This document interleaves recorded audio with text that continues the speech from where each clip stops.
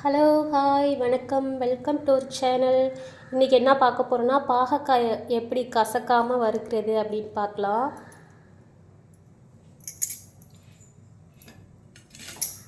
பாகக்காய் வந்து நைஸாக கட் பண்ணி எடுத்துக்கணும்.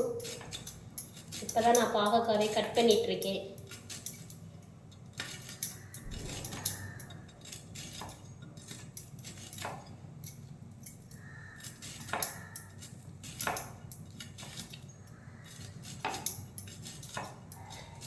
பாகக்காய் நைஸாக கட் பண்ணி எடுத்துக்கிட்டு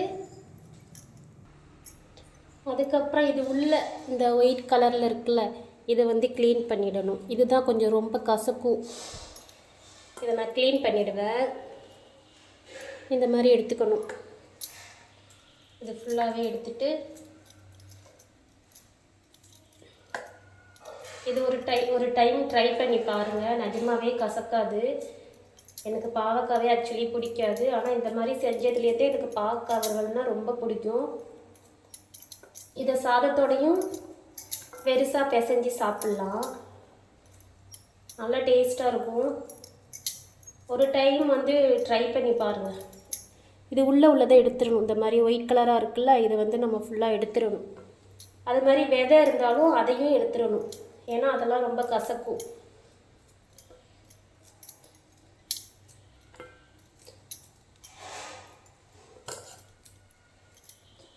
இது ஃபுல்லாக க்ளீன் பண்ணிவிட்டு அதுக்கப்புறம் உங்களுக்கு நான் காமிக்கிறேன். இந்த மாதிரி க்ளீன் பண்ணி எடுத்துக்கணும். இது உள்ளதெல்லாம் இதெல்லாம் வந்து போடக்கூடாது. இந்த மாதிரி எடுத்துட்டு அதுக்கப்புறம் கொஞ்சமாக உப்பு போட்டு தண்ணி ஊற்றி ஒரு 10 நிமிஷம் ஊற வைக்கணும். ஒரு 10 நிமிஷம் ஊற வச்சுக்கணும். 10 நிமிஷம் ஊற வச்சதுக்கப்புறம் நல்ல தண்ணியில் போட்டு நல்லா அலசிக்கணும்.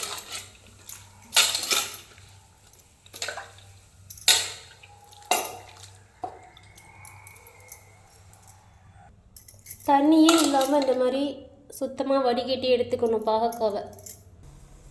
அதுக்கப்புறம் நல்லெண்ணெய் ஊற்றி நல்லா வதக்கணும் பாகக்காவை. ஃபஸ்ட்டே நல்லா வதக்கிக்கோங்க பாகக்காவை நல்லெண்ணெயில்.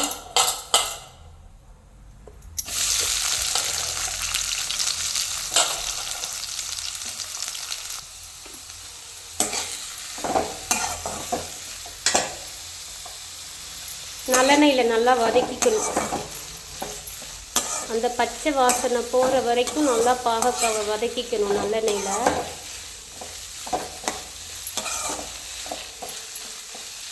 ஒரு 10 நிமிஷம் வதங்கட்டும். இது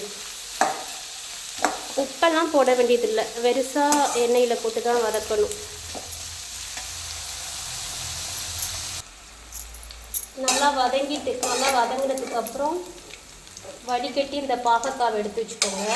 அதே எண்ணெயிலேயே பாகக்காய் மறுபடி வறுக்காதீங்க. கொஞ்சம் கசக்கும். கொஞ்சமாக எண்ணெய் ஊற்றி வதக்கிட்டு இதை எண்ணெய் இல்லாதபடி பார்த்துக்கோங்க. ஏன்னா அந்த எண்ணெயிலே போட்டிங்கன்னா கசக்கும், கண்டிப்பாக கசக்கும். இந்த மாதிரி வதக்கி எடுத்து வச்சுக்கணும் பாவக்காவை. அதுக்கப்புறம் நல்லா எண்ணெய் ஊற்றிக்கோங்க.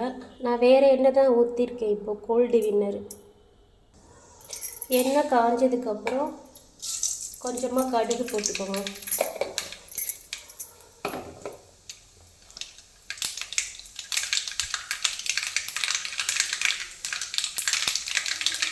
அதுக்கப்புறம் வெங்காயம்.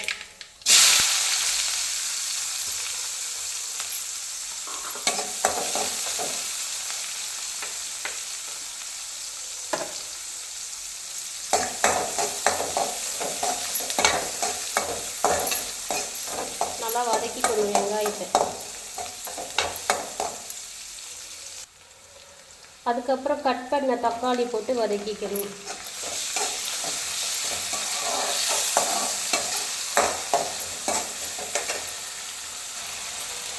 தக்காளி வெங்காயம் வதங்குறதுக்காக தேவையான அளவு கொஞ்சம் உப்பு போட்டுக்கலாம்.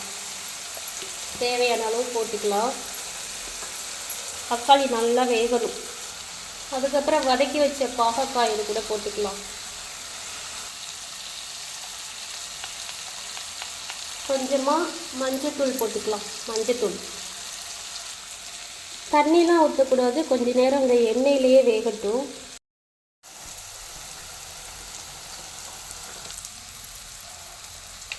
மிளகாத்தூள் போட்டுக்கோங்க. உங்களுக்கு எவ்வளோ தேவையோ அவ்வளோ மிளகாத்தூள் போட்டுக்கணும். சூப்பரான பாவக்காய் வறுவல் ரெடி ஆயிடுச்சு. இந்த வீடியோ பிடிச்சிருந்தா லைக் பண்ணுங்கள், ஷேர் பண்ணுங்கள், சப்ஸ்கிரைப் பண்ணுங்கள். தேங்க்ஸ் ஃபார் வாட்சிங். பாய்.